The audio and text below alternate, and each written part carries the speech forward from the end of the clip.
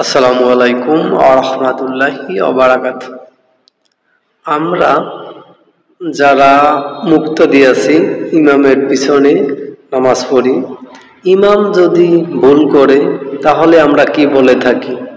মনে করেন যে কোনো একটা সূরা বা কিরাত সে মাঝখান দিয়ে ভুল বলল বা ভুলে গিয়েছে, তখন আমরা কি করব?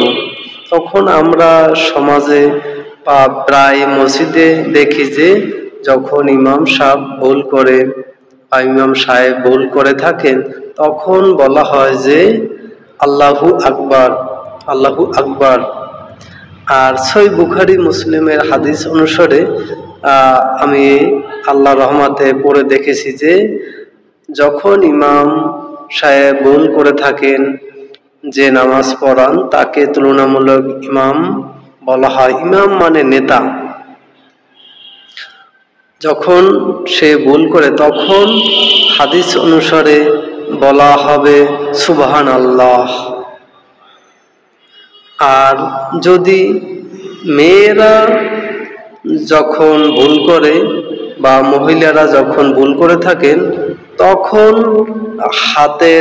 হাতের ভাঁজ দিয়ে একটা শব্দ আসবে, হাতে হাতে একটা এরকম একটা শব্দ তালির মতো দিবে। তখন বুঝতে পারবে না যে নামাজ পড়িয়েছেন সে ভুল করতে আছে। আর আমাদের সমাজে দেখি উল্টো, আল্লাহু আকবার এটা ভালো, তবে সহিহ হাদিস দ্বারা এটা প্রমাণিত নয়।